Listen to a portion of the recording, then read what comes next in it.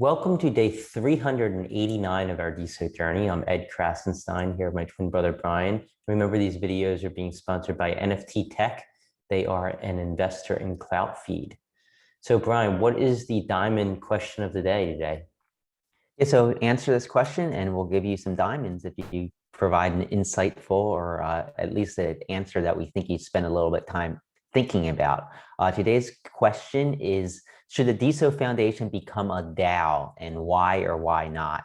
And we'll get a little bit more into this here in a minute, but feel free to answer that question in the comment section below this video on Deso.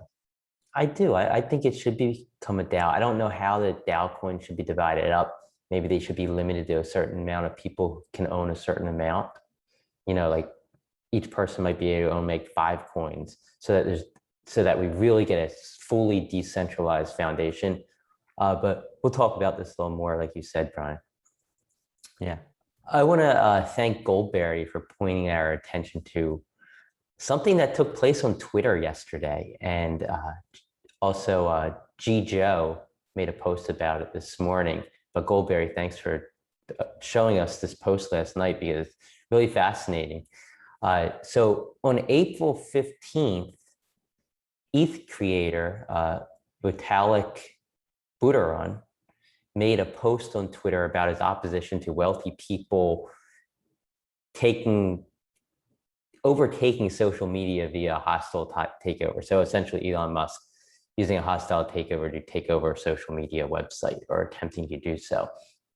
And Deso user Echo, ECOE, actually replied to Vitalik, and he said that, Deso is a layer 1 on Coinbase, and Coinbase is also one of the VCs that invested initial $200 million, part of that $200 million of seed funding into Deso.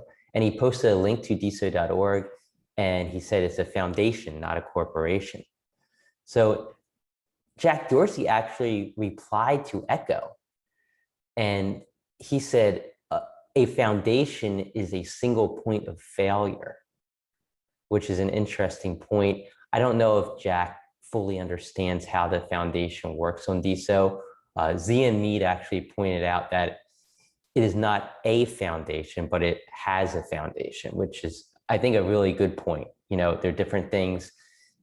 A foundation is not running Deso, at least not ultimately once full decentralization takes place, but a foundation does, help promote Deso and help invest into developers building on Deso via the Octane Fund.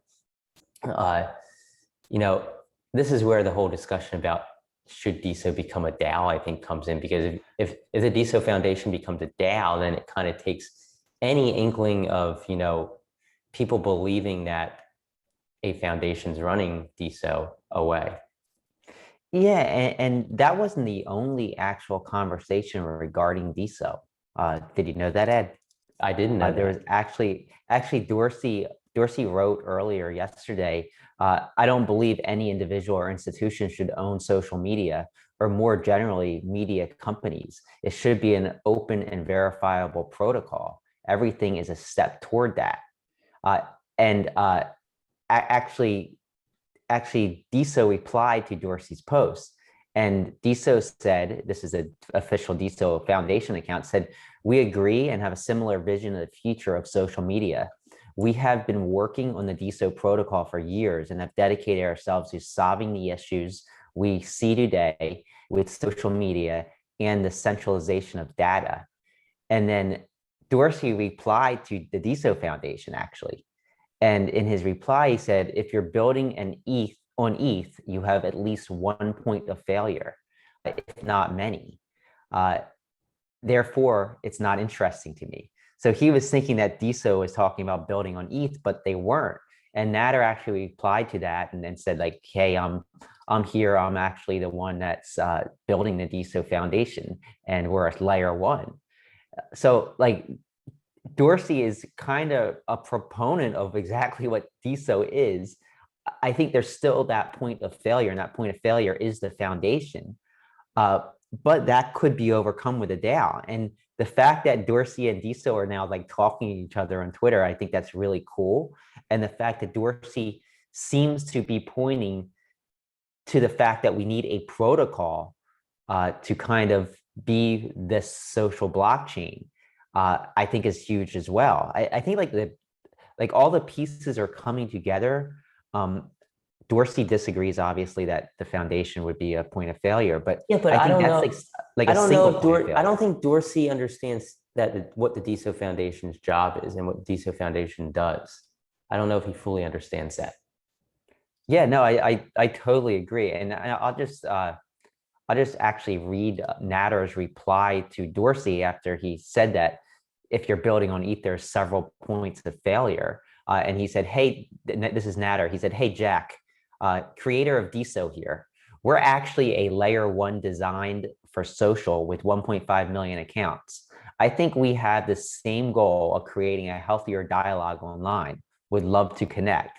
And then Natter put, P.S. We had dinner when you visited Princeton years ago, and I used to work at Block briefly too. So that's interesting. Dorsey has not replied back yet as of this video. It would be interesting to see if he does reply back, because I think that I think I'd like to see what Dorsey has to say now, and and maybe he'll say, yeah, the foundation's a single point of failure, but that could be overcome easily. Yeah, so everybody go and like Natter's post on Twitter, and maybe it would help get more attention in the eyes of Jack Dorsey. Yeah, I'm gonna. Yeah, I've already liked it with our secret account.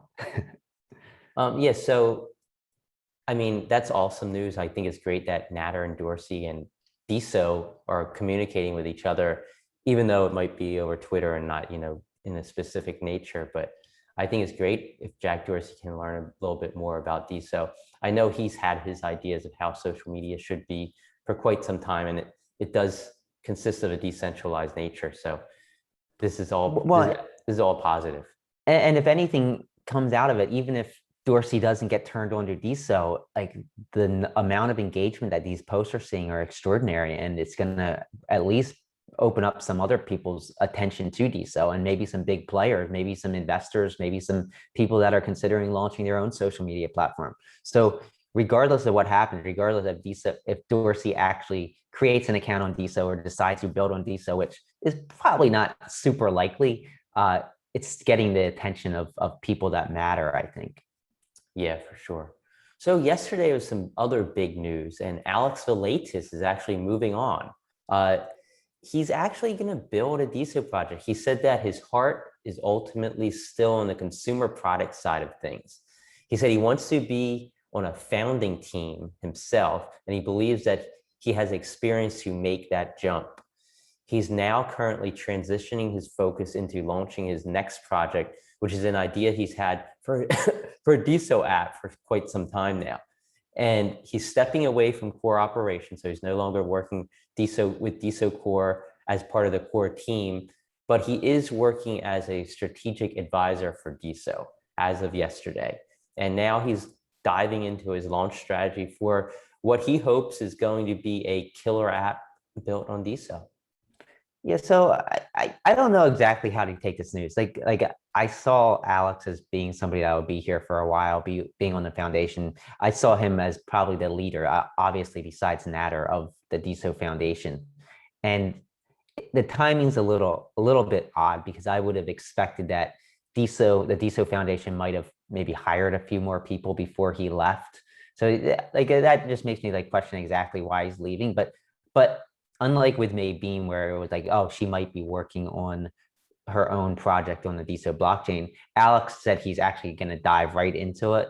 He's going to create a killer app, and we're going to be, and obviously it appears we're going to start seeing the fruits of that labor probably sooner rather than later. The timing's just a little bit suspicious to me, because you'd think that they would have maybe hired a replacement or hired somebody for Octane Fund at least before he did step aside. But I'm looking forward to seeing what he's going to build, and I think it's absolutely right that it would be a very good I guess founder of Definitely. a Deso project. Yeah, I'm looking forward to seeing what he builds. Yeah, it's going to be interesting. I'm going to miss him. I think he was very valuable to the Deso Foundation, but he's still going to be there. He's still going to be an advisor, of course. I'm sure he'll be posting on Deso just like he has been. So Right. I don't think he's going anywhere anytime soon as far as the Deso community is going to be aware. Yeah, and what, do you think it's going to be a LinkedIn type project, or do you think it's going to be something else? I think it's something else. I think Alex is going to come up with an idea that's completely different than anything that's out there. And I don't think he's just going to take a Web2 property and turn it into a Web3 property. I think what he's going to do is create his own unique experience. That's just my guess. Yeah. So Supernovas, their pre-token sale begins today. So if you're interested in becoming part of the Supernovas DAO, you can buy their NFTs which will exchange into DAO tokens once they launch. And this is exciting. This is happening today. It's the first Octane funded company that is transitioning into a DAO. So I think a lot of eyes are on this project. A lot of eyes are going to see what happens, how successful they are at raising funds, and we'll have to just wait and see. Yeah, I'm watching this closely because I'm interested to see how these DAOs are going to function, how easy it's going to be for them to raise capital, and this is obviously the first major project, I think, to actually launch a DAO on Deso, besides, of course, DAODAO. So I'm looking forward to it. I give them a lot of credit for being the first here, and we're going to see what's going to happen in the next probably few days. They are pioneers. They're really pioneers Absolutely. here. Also on Monday, so Cloutfeed is preparing a major announcement. They say they're going to have that announcement on Monday, which is this coming Monday, April the 25th, in about 6 days from now. They're not saying what it is. They're doing such an awesome job keeping this announcement secret. They've been teasing it for over a month now, I think. But I'm excited to see what they have coming, and your guess is as good as ours. Yeah, I think that it's going to be something big. I think that they're probably working on something that's going to hopefully take things to the next level, not only on a mobile level, but also just for Deso in general. Verbal is great. I know Mario Nawfal is excited. He made a post showing his excitement. Of course, his company is one of the funders of Cloutfeed NFT Tech, who is actually our sponsor, but they're a major investor in Cloutfeed. So I think next week's going to be exciting. And I use Cloutfeed every day. I think a lot of people use it every day. And it's important to the ecosystem because it is one of the few mobile applications that actually are built on Deso. Yeah, I love what Revol's doing. And, they said that this announcement's going to help them go mainstream, which I think is really intriguing. And that's what has me most excited. Yeah. So Elgin, he put a bid in for Deso.com. So as we discussed before, Deso.com sold for, I think it was around $220,000 or so last week. Elgin actually put a bid in for $500,000. Like that's just crazy, because this person who just bought it for $220,000 can make a approximately $280,000 profit within like 2 weeks. And whether or not they're going to accept Elgin's bid or not, I don't know, but it's definitely interesting to see this happening. What would Elgin do with it? We don't know, but we'll follow this for sure. See if the sale goes through, see if the owner accepts the bid or what happens. Yeah, and Elgin, if you want to chime in and let us know what you plan on doing with the domain name, if you get it, let us know. So Clay Perry Music has invited Natter to be him and Wendy Lee's marriage officiant for their wedding in May. This is pretty interesting. Is Natter going to take them up on this offer? Sounds like a good time. It's definitely interesting. I mean, they met on Deso, so it would make a lot of sense. Yeah, for sure. And Ty Fisher announced that tomorrow at 9 a.m. Eastern time, excuse me, the DAODAO Hard Fork will be available on Deso's testnet. So this is going to support DAODAO, DAOSwap, spending limits, and many other things. If you're a developer, node operator, Ty Fisher and the Deso team's hoping that you will test out DAODAO, test out DAOSwap, and let them know what issues you have, if any, and any feedback you have. And of course, this is going to be available on GitHub tomorrow at 9 a.m. Eastern time. Yeah, I'm excited to see what this is going to be. Obviously, we know what's coming, but to see it actually in action, I think is important. And I know that our partners, Martin Van Halen with NFTZ, I know they're going to be testing it out. I'm looking forward to see what he has to say about it, because I'm really excited about DAOs, of course. Yeah, and so what were the top hashtags of the last 24 hours, Brian? Yeah, so number one was Deso, followed by NFT, Web3, We Are Story, which is a new one, obviously related to the Story app by the Design Sisters. And finally, photography was number 5. Yeah, I don't know what We Are Story came from. I don't know if they had, I don't see a post that they made, but apparently some people are using it. Maybe, I don't know, maybe posts that are being made with Story to test app or including it. I'm not sure, but of course, Story is the app being created by the Design Sisters along with Ribal, and is one of the apps I'm most excited about. That and Pearl, and now I think Alex Valaitis' upcoming app. Yeah, I'm sure that's probably months away, just because I'm guessing he hasn't even started really developing anything yet. But Yeah. it's going to be exciting to see what it is going to be, and if he's going to give us some hints or not. So But what were yeah, the top earners yesterday?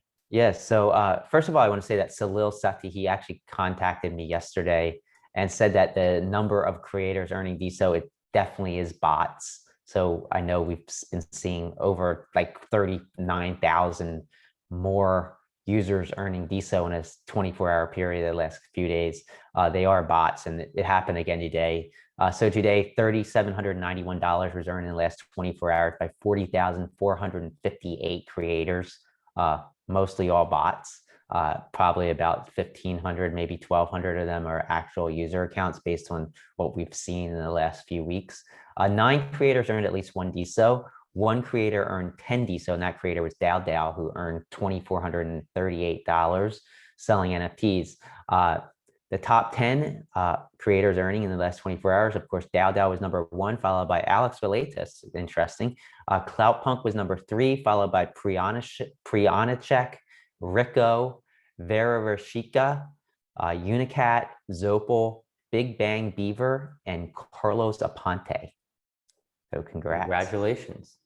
And Open Prosper's welcome back page. I found 2 interesting accounts on there that have come back after being absent for 30 days or more. Nacho Average, they came back after a 30-day absence to repost Clay Perry Music's post. Of course, Nacho Average is run by Clay Perry Music, so he just kind of upped his post about Natter being an officiant at his wedding. Of course, Nacho Average calls, they still go on from time to time. They're not quite as active, I don't think, as they used to be, but there's still some good times that go on in there. So if you haven't checked out Nacho Average, definitely do so. They have their Zoom call that goes on all times. Also, Gift Clout came back after a 100-day gap. They sold 10 of their own coin and then transferred 9.96 DSO to an anonymous wallet. They're cashing out. The Gift Clout account has said operations paused for some time now, I believe. They're no longer operational because they had the referral program where you can get your initial money from, not your referral, for the ID verification where you can get your initial DSO from. So you don't really need Gift Clout anymore. So of course, Raj Lahodi's behind Gift Clout. He cashed that out, it appears. And I'm sure we'll see Raj around here every now and then. Yeah, Raj is doing a lot of NFT stuff, I think on Ethereum. But he still comes back and checks in. It was nice seeing him in LA a couple of weeks ago when we went. But he's definitely keeping tabs on what's happening here. And I think that if and when an activity picks up, which I'm hoping is going to happen pretty soon, he'll be back and posting. Yeah, so at the community events today, 10 a.m. Eastern time, on Chime In is Crypto Talks with Darian Parrish. Always an awesome room to check out. A lot of great conversation concerning the crypto space, not just DSO. At 2 p.m. Eastern time on Vibe Hut is Happy Hour with One Dolinsky. That's Vibe Hut at 2 p.m. Eastern time. At 5 p.m. Eastern time is Storytelling NFT Gallery #2 with Michelle Lord and Zoran on Connect.club. For those who haven't checked out Connect.club, it's an awesome app. And then there's another event, Deso Alt VR meetup with Wildography and Daryl Gold. I don't have the time for that. I don't know if they've decided on the time or not yet, but I don't have the time. You can figure that out. Just probably check out Wildography or Daryl Gold's Deso account. And that's all the news we have for today. We had a lot to cover today, and there's a lot of excitement going on around Deso. So we'll talk to everybody tomorrow.